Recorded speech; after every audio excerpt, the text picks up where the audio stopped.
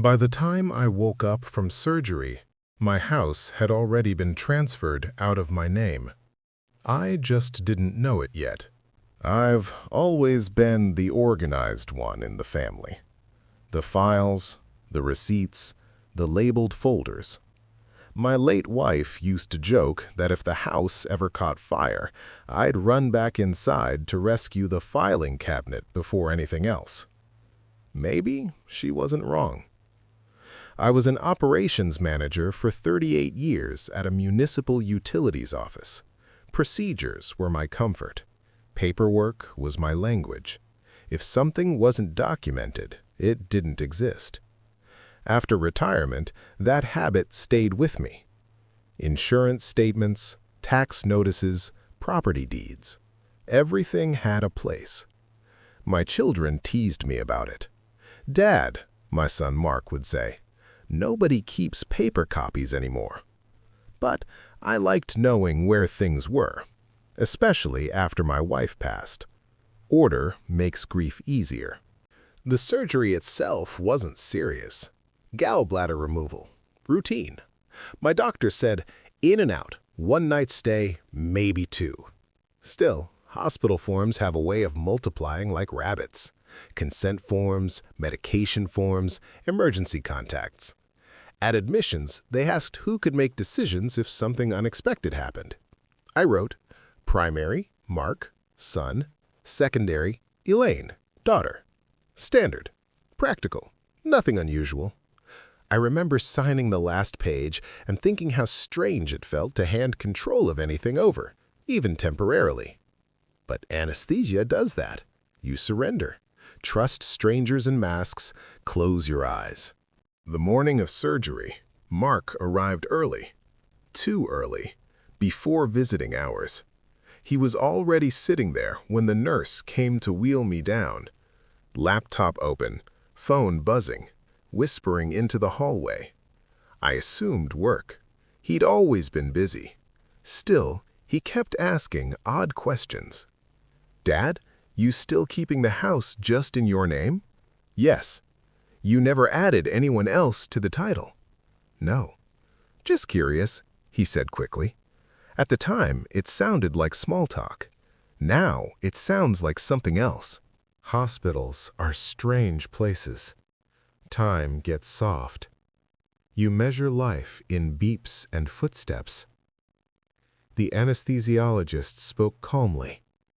Count backward from 10. 9. 8. 7. And then nothing. Just a blank space where hours should have been. What I didn't know then, what I only learned later, was that someone else was signing papers while I slept. Not medical ones, legal ones, at the hospital's administrative office, using my temporary incapacity, using family authorization. And they almost succeeded. If not for one man, Dr. Patel, my surgeon. When I woke up, my throat was dry. The lights felt too bright. A nurse checked my vitals. Normal. Everything normal. But Dr. Patel didn't leave. He stayed, standing at the foot of my bed with a tablet in his hands. "Mr. Harris," he said gently, "before we discharge you, I need to clarify something."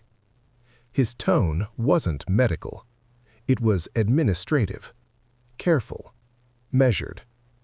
He asked, "Did you intend to authorize a property transfer today?"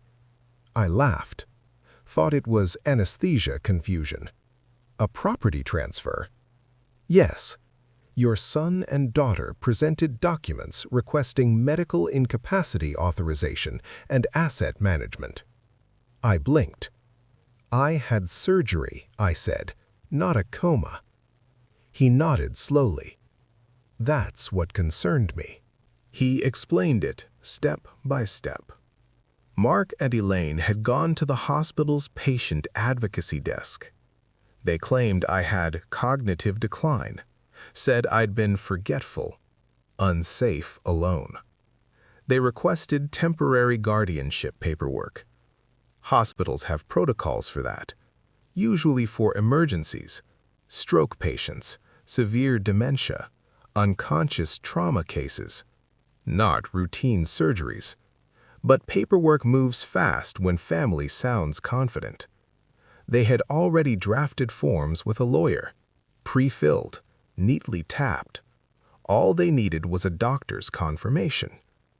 Dr. Patel had refused, because during pre-op, I recited my medications from memory, corrected a nurse about a dosage, and asked 3 questions about recovery time. People with significant cognitive decline don't negotiate anesthesia risks, he said. He had doubts, so he checked my chart. Then he asked one simple question. When did these symptoms begin? Mark couldn't answer, just said, recently. That was enough. Procedure requires documentation. They had none, so he stopped the request, flagged it, and asked to speak with me directly after surgery. When I got home 2 days later, something felt off. Not emotional, mathematical. My filing cabinet was slightly open, just half an inch. Mark had stayed at my house while I was admitted to feed the cat. Nothing appeared missing, but my property folder was out of order. I keep everything chronological, always have. Now, the latest deed copy was sitting on top, like someone had photographed it. That's when my stomach tightened. Not fear, recognition. Someone had been preparing something, quietly, systematically, just like I would. I called my lawyer, Thomas.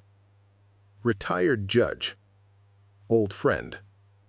He didn't raise his voice once. Just said, "Bring everything." We spread papers across his conference table. The guardianship draft, the hospital notes, my deed, bank summaries. He read in silence for nearly 20 minutes. Then he leaned back. "They weren't trying to help you," he said. "They were trying to bypass you." Apparently, guardianship, even temporary, allows asset control, sell property, move funds, care expenses, all perfectly legal if approved, and nearly impossible to reverse once executed. If Dr. Patel had signed, Thomas said, your house could have been listed before you even woke up. That sentence stayed with me.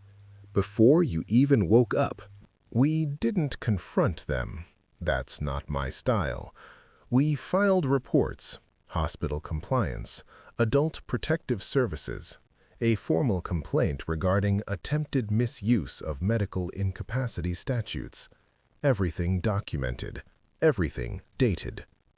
Thomas also filed a preventative trust, my assets placed under independent management, meaning no family member could claim emergency control again. 2 weeks later, Mark called, sounded nervous. His company had started an internal ethics review.